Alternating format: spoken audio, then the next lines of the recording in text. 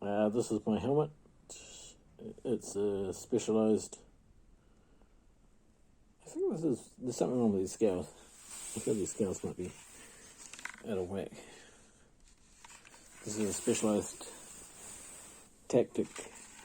It doesn't have the front. I've taken the visor off. According to, the thing about helmets, if you want to get a good helmet, you want to look up the ratings on Virginia Tech. They do independent ratings on helmets. That's what it looks like from above.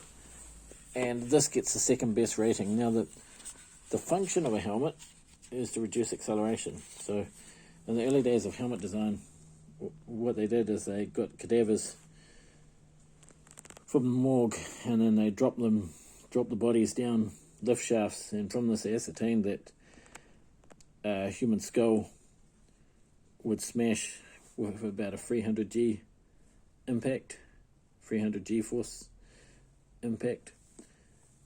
And so they built high density polystyrene, expanded polystyrene, EPS, expanded polystyrene, as your standard material to absorb impacts or to reduce the acceleration.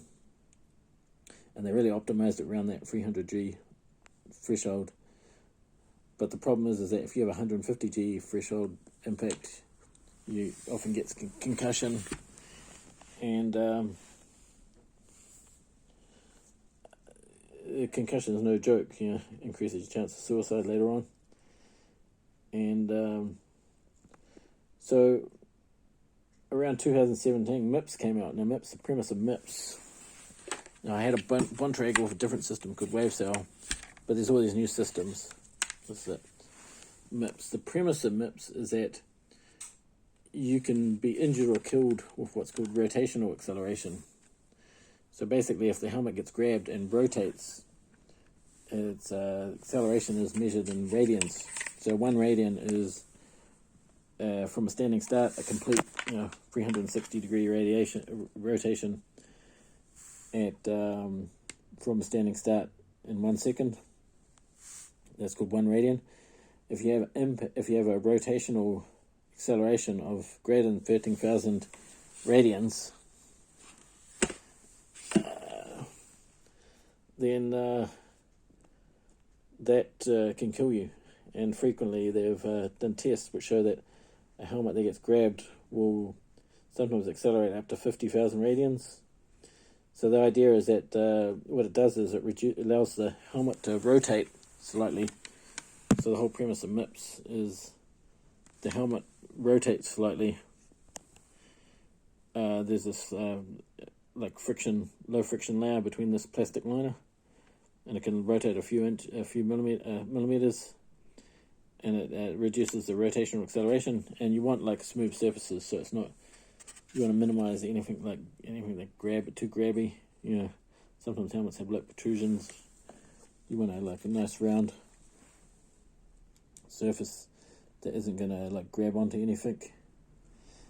And I did have a Bontrager with WaveCell, and I had that for a few years. But the downside to the WaveCell is that it reduces ventilation. This has pretty good ventilation. I've had specialized Propros and specialized 2D, specialized Decibel over the last 15 years. And this is pretty good ventilation. This is actually a mountain bike helmet. One of the other features of this helmet is this internal retention system. This internal retention system allows the helmet to cover your occipital lobe, the back of your skull. So it increases the all-round protection. It gives you better protection down the side of your skull. That's why I like this helmet. And it's not too heavy, good ventilation, like the white colour, easy high visibility. My Bontrager Spectre, this Virginia Tech, they test about 160 helmets And this helmet gets number 2. And out of number 2, it's like, out of 160 helmets, the Bontrager Spectre, which I had before, that's about 22nd.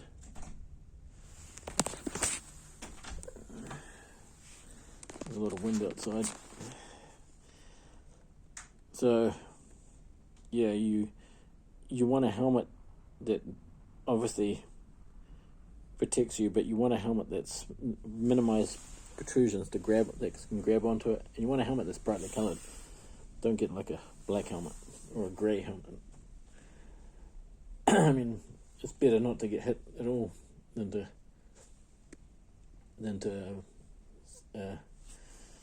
get hit and rely on your helmet. Your helmet's one of the last lines of defence. And yeah, and also always wear gloves. These cost me $1.50 on eBay. Return on investment if I ever fell off, it's pretty good. Arm warmers make good protection as well on long sleeve shirts. Yeah, that's the idea. But I like the ventilation as well on this. So that's what you're looking for in a helmet. You want linear absorption and also rotational absorption. You want a smooth surface to minimize the rotational acceleration. Okay, that's pretty much about all I want to say about this at the moment. So I'll catch you later.